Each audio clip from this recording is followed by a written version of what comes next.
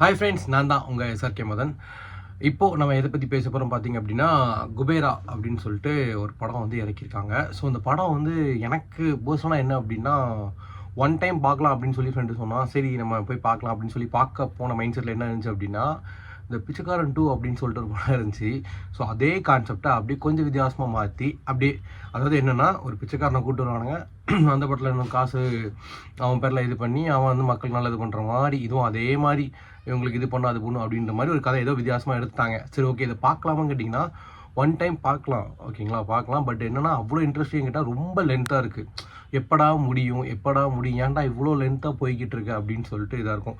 But acting வைஸில் சூப்பராக இருந்துச்சு. பிஜிஎம்மாக இருக்கட்டும், ஸோ அதெல்லாம் வில்லன் எல்லாமே ஓகே.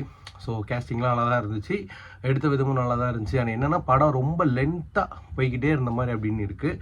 அண்ட் எனக்கு அந்த படம் பார்த்துட்டே இருக்கும்போது அப்பப்போ என்ன இருந்துச்சுன்னா, ரொம்ப சிஜிலாம் இல்லாமல் அந்த பிக்சர் 2 பார்க்கும்போது எப்படி இருந்துச்சோ ரொம்ப சிஜியாக இருந்த மாதிரி இருந்துச்சு. ஸோ இது அதெல்லாம் கொஞ்சம் இல்லை. ஸோ ஆனால் அந்த என்ன சொல்கிறது, சில பல சீன்ஸ்லாம் அந்த குப்பையில் விழுந்துடும் ரியாலிஸ்டிக்காக அப்படியே அந்த அளவுக்கு இந்த மாதிரி இருந்துச்சு. ஸோ அதெல்லாம் பார்க்கும்போது இந்த அளவுக்கு இறங்கி நடிக்க முடியுமா அப்படின்னு யோசிக்கும் போது பரவாயில்ல, அந்த அளவுக்கு நடிச்சிருக்காரு. ஸோ படம் வந்து ஒன் டைம் பார்க்கலாமான்னு கேட்டால் என்னோட மைண்ட் செட் என்னென்னா, நான் போனேன், என்னோட மைண்ட் செட் எப்படி இருந்துச்சு அப்படின்னா, என்னோட எப்போ முடியும் படம், ஏன் இவ்வளோ லென்த்தாக எடுத்துகிட்டு போய்கிட்டே இருக்குது, ஸோ எப்போ ஸ்டாப் ஆகும் அப்படின்ட்டு எல்லாம் போய் கடைசியில் நாகார்ஜுனாலாம் ஸ்பாயிலர் சொல்ல வரும்ல. பட் சில டைமில் என்ன ஆயிடுச்சு அப்படின்னா, ஓகே என்ன டக்குன்னு முடிஞ்சிருச்சு இவ்வளோதானா அப்படின்ற மாதிரி ஆகிப்போச்சு. என்னடா இவ்வளோ லென்த்தாக போயிட்டு இருக்கிற மாதிரி இருக்குது. ஸோ எந்த இடத்துல கொஞ்சம் ஸ்பீடாக போகிற மாதிரி இருக்கும்னா ஆஃப்டர் இன்டர்வல், ஓகேங்களா, கிட்டத்தட்ட 3 மணி நேரத்தில் எடுக்கிற அளவுக்கு இதில் ஒன்றும் இல்லை. பட் இருந்தாலும் ஏதோ கொண்டு போய் எடுத்திருக்காங்க. ஸோ நீங்கள் வேணால் ஒன் டைம் ஃப்ரீயாக இருந்தால் போர் அடிக்க அப்படின்னா போய் பாருங்கள். பட் பிளாக் பஸ்டர் ஹிட் அந்தளவுக்கு ஹிட் அப்படின்ற அளவுக்கு சொல்கிற அளவுக்கு படத்தில் ஒன்றும் கிடையாது. பாட்டும் ஒன்றும் கிடையாது. சில பல சீன்ஸ் அந்த காடை வச்சு காட்டும் போதெல்லாம் ஓகே, அந்த பிஜிஎம் அந்த இடத்துலலாம் கொஞ்சம் நல்லாயிருக்கும். அண்ட் அந்த போய்வா நண்பா சாங் அது கொஞ்சம் ஒர்த்தாக இருக்கும் பார்க்குற அந்த சீனும்.